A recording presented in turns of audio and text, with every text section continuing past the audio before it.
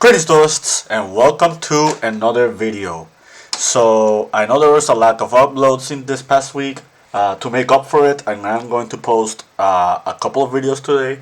I'll probably separate them like 1 hour each. That way there's a little bit of breathing room between people that watch and like to view my content. The first thing I'm going to do is I'm going to do a deck report. This is deck report week number 12. I played two locals. I played three different tournaments, and I did casual testing with another deck, and I kind of want to profile all three of them. So this is part one. This is what I piloted on Titan Games on Thursday. It was a very small event, 10 players. It was 3 rounds. But I wanted to play a fun deck this time. I didn't want to play something super competitive because for me it's healthy whenever you try to experiment with other decks and use them for tournaments. I know not everybody shares that same mindset. But something a little bit unique, a little bit different from what I'm used to, I think is fine for a small locals. At bigger events, you can just take the event a little bit more seriously, and that's where the other two parts come in. But yeah, this is what I played on Thursday. My ending record was X11. I played against Jubel, I played against Infernoid, Snake Eye Fiendsmith, and I played against Tempai Dragons. Tempai Dragons was my only loss, and I drew against the Jubel player. But yeah, without further ado, I'll show you a list. You probably already know what deck this is because of my Halloween deck profile. But for those who don't know and who are newer to the channel, this is, well, Eldlich Mayakashi, pretty much. But I'll show you a list and then we can explain everything backwards. Triple Hayun, triple Yuki Musume, 1 Daki, 2 Golden Lords, 1 Tartarus, 1 Mizuki. That's it for the zombies. I do play the Magician Souls package. Shoutouts to Armando from my locals. Without him, I probably would not have played this deck. This is like one of the deciding factors that I chose for consistency and power. 3 Mayakashi Return, 3 Curse Land, 3 goods. I'll explain that part. And then 1 of each spell elixir. Black, White Destiny, and like Black Awakening. Traps. Triple Scarlet Sanguine, triple Conquistador, triple Hakuero, Ghost Meets Girl, a masterful Mayakashi Shiranui Saga. Try saying that 3 times. And this is the part that people probably will hate about this deck. I am playing Rollback, and I'm also playing other Floodgates, and this is the Golden Knight Forever. Yeah, I am playing 3 Floodgates, but that's kind of how this deck rolls. If you know how Mayakashi works, you already know that 90% of the extra deck is purely Mayakashi stuff. This is the only non-Mayakashi Maestro deck, Vampire Sucker. This could be Avenged Savior. This could be the new Ghost chip that came in Rage of the Abyss. This can be like a plethora of other things. But I chose Vampire because in the mid to late game, this card actually can be very helpful. If you don't open with your Mayakashi stuff and you open just Eldlich, but you want to combo extend, you can also like make this like with your Eldlich traps, for example, and if it sticks to the board, you can then link into Yuki-Onna, and if you have Daki, then you can start the Daki loop. I'll explain that in a moment. But yeah, that's Vampire Sucker. 3 Eyes Mayakashi, 3 Icicle Mayakashi, Absolute Zero, 2 Oboros, 1 Sukujumo, 2 Tengus, 1 Yoko, and 1 Gashidokuro.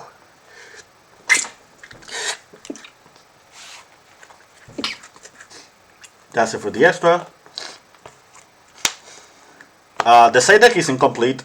I mean, I did play with 15 cards, but some of them are moved into my other decks at the moment.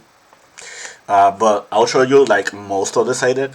I'll probably mention the other cards in a moment, but it was 3 Evenly, 3 Dark Ruler, 3 Ash Blossom, Anti-Spell, and Duster. And I think the other 3, or other 4, I think I'm missing. Yeah, I'm missing 4. I know it was Lightning Storm and Call by the Grave. Yeah, I think I'm missing 1 more. But yeah, that was the side deck. Explanation time. I did make a couple of videos already explaining the archetype. So for those who are interested, I will post it in the description if you just want to learn how Mayakashi, like, what's the whole, like, what is Mayakashi? Because not many people know that this deck even exists. But I'll give a brief TLDR for those who do not want to like look too ahead on it, but still are curious about it. Mayakashi is basically a synchro link climbing zombie archetype. It has a 1 to 2 card combos where you can just cycle through all of these monsters from your extra deck. It's basically what we call the Daki loop. But essentially the goal of this deck is you vomit your entire extra deck into the graveyard. Like, you're gonna have like 13 cards in your graveyard, and you're going to have the Yuki Onna in your as your main monster. But yeah, the effect of this card really doesn't matter. This unsummon can negate a monster, and the graveyard effect is you can banish it from the graveyard, and you can reborn a zombie synchro monster from your graveyard or banished. It doesn't have to be a Mayakashi. It could be any zombie synchro. But the gimmick and the problem with Mayakashi is that their main deck monsters, like all of them, they lock you into Mayakashis while they're on the field. In Daki's case, it locks you into Mayakashi if you activated her effect at any point of the duel. And it's a hard lock, so you cannot play around it. But yeah, essentially the way the loop works is when a Mayakashi monster gets summoned from the extra deck, Daki can special summon herself from the graveyard. She's a level 2 tuner, and she's not once per turn. So essentially what happens is when you synchro into level 3, the Daki will reborn. You synchro into 5, the Daki will reborn. You synchro into 7, the Daki will reborn. And you keep going, climbing 9, 11, link 2, 3, and 4. That's the way it works. You have 2 ways of finishing the loop. Either you can use one of each link monster, or after you summon the link 3, you can resummon Daki and go back to link 2, resummon Daki, and then go back to link 3. And you keep doing that until you just shave off all 3 Icicle Mayakashis into your graveyard. Icicle Mayakashi's reborn effect is hard once per turn, but it's on either player's turn. So you can reborn on your turn and on your opponent's turn. And all the Synchro Mayakashis do have a graveyard. I mean, they do have an effect when they're special summoned, specifically from the graveyard. Gachidokuro is unaffected by card effect, so it's basically at 3,300 towers. This pops a monster. This pops a spell or trap. This mills 3 cards for both players. This makes it so your zombies cannot die by battle this turn. And those are pretty much it. So yeah, essentially the way Mayakashi it functions is you're trying to disrupt your opponent with your graveyards, and and your Absolute Zero Yuki-Onna. Absolute Zero is really cool. She freezes monster effects from banished. So like Ritual Beast Tamer Lara, Floowandereeze, Thunder Dragons, the new Malice archetype from Crossover Breakers. This can freeze all of them as well. So that's pretty cool.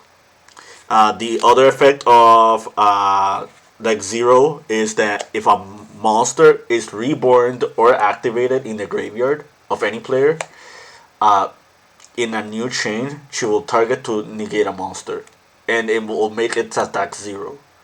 This effect is not once per turn; it is twice per turn.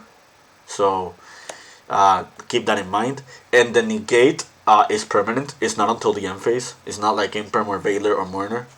So it's a permanent negate that can make the monster attack 0 whenever something moves from the graveyard. And you can also trigger her effect by using Yuki-Onna and reborning. In the end of the Daki loop, when you summon Yuki-Onna, you can reborn the Daki again as well. And you can have this as part of your board. And reborning Daki makes it so that Yuki-Onna can activate as well. So that's it for the Mayakashi portion.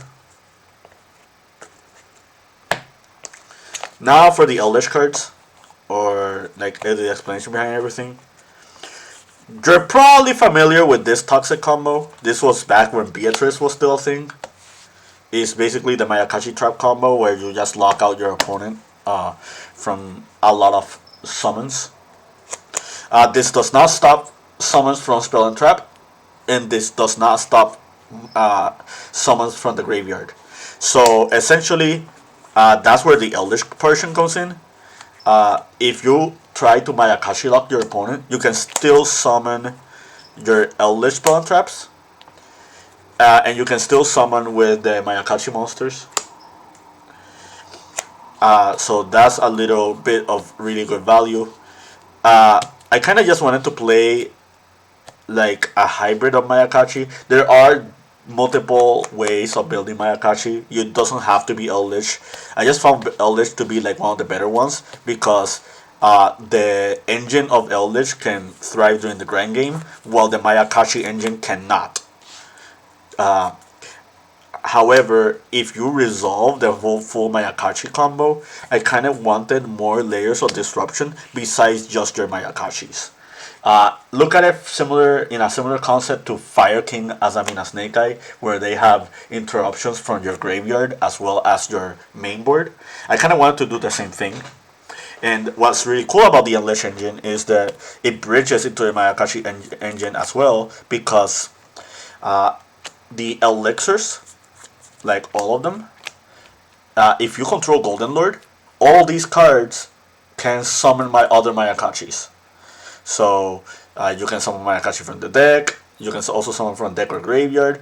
This reborns a Mayakashi. And remember, your zombie synchros, your Mayakashi synchros, they do trigger if they're reborn from graveyard. So using Elixir just turns them into other like forms of disruption. That's one thing I really like about this engine. So I play Foolish Goods. The number one reason is because of transaction rollback. If you dump transaction rollback with this, you can copy the Mayakashi trap, and that's essentially the Beatrice combo that we saw in the past. But also, you sending rollback to copy like the Scarlet Elixir makes it so you can turbo out your Mayakashi plays after you summon Golden Lord. So that's one option. The other thing that it does for us is that you can also dump whatever elixir or golden land that you're missing for your Eldlich setup. You already know that Cursed L land only interacts with golden lands. With Foolish Goods, you also have interaction into searching your dumping your elixirs. So that was the function purpose behind this card. In hindsight, I also should have played the Black Goat Laughs. That way, this card also becomes like a board breaking card when you're going second. Alas, I did not do that. Um, and yeah, like this card is really insane. It's basically foolish or Rhoda for a Mayakashi. Like a lot of decks would just love to have something like this. It is hard once per turn though. So the Magic Souls package. So this deck cannot play Prosperity. It cannot play Desires. It cannot play Extravagance. Basically because you need all your Mayakashis from your extra deck. And the problem with Desires is that there are a few key one-offs that you kind of don't want to lose. I mean, you can run Desires if you just like shift the ratios of your Mayakashi cards, but the problem is you don't want to play too many Mayakashis. So, I, essentially, really what Magician Souls does for us is that not only is it a consistency card because it like moves cards from your deck. You don't mind sending your golden lands because their golden lands just will recover themselves. So essentially, this card draws you 2 cards for free almost every single time. The more important part about this card is that it is a level 1 monster that can summon itself for free. And that's very important because it gives you the avenue of starting your synchro plays with Daki. I've been found in situations where I have too many monsters and I have the Daki, but I don't have other level ones. And that's where the Magician Soul comes in. And you can just like recoup yourself with the Mayakashi loop. That's why you saw 2 copies of the level 3 and the level 7.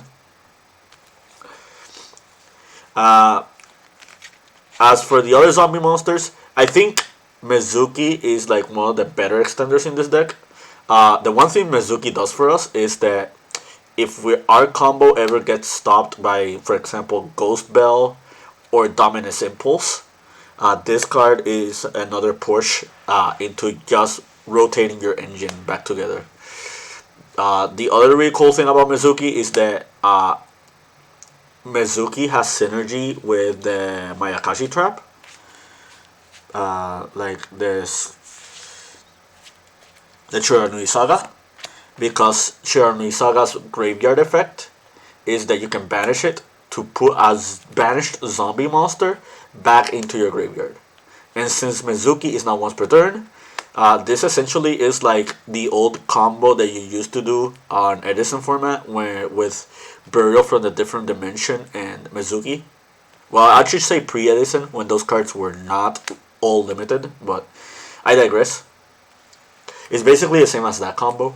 And, like, you already saw it. Like, some of these synchro monsters, they're huge. Like, this is 23, this is 3300, this is 29, this is 26. Like, all these monsters are big.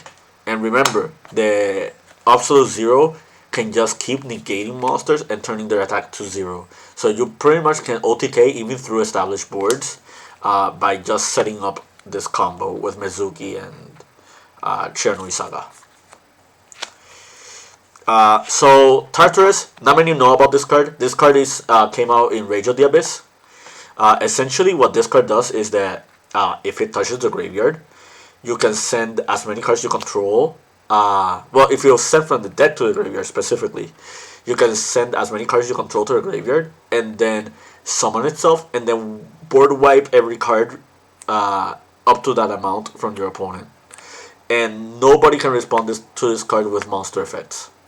So against the Snake Eye Asamina boards, this card essentially gets rid of it entirely. It can play around Desiree. It can play around like a lot of other stuff. So the way it works is with Yuki Musume. With this one, if you control a Mayakashi, you can special summon herself and dump a zombie. So if you're going first, you're dumping Mizuki, pretty much. You're pretty much always dumping Mizuki, unless you have a way of like starting the Daki loop and you did not get to Daki. Let's say for example they imperm your Hajun. You can essentially just summon this as an extender, dump the Daki, make the link to Daki reborns herself, and then all you're missing is another level 1, and you can just find a way to combo extend through it. But essentially, if you go second, what you can do is, if you control Mayakashi, you can activate the Yuki Musume, and a lot of people will just let it go through. If they don't let it go through, then that's, it is what it is. But if they do let it go through, you can summon the Yuki Musume, and you can dump the Tartarus. So in a new chain, the Tartarus will trigger, sending both Mayakashi to graveyard, and you board wipe 2 cards. And like your opponent cannot respond with monster effects, so yeah. It's really, really hard to negate this card. Not even hand traps can stop it. So that's basically it. Like, there's not much else to say. After you do your whole Mayakashi combo, these cards don't hurt you. The deck is entirely zombie, so Rivalry is here for that reason. This deck does have a way of playing around evenly mesh and stuff. This is a really fun deck. It's not a deck a lot of people are used to, but it is very fun. It is very dynamic. Sadly, it is a rogue deck. Like, you kind of have to make cognitive deck building decisions for it. The other issue with this deck at the moment is, like, the biggest issue with this deck is that the hard lock into Mayakashis, because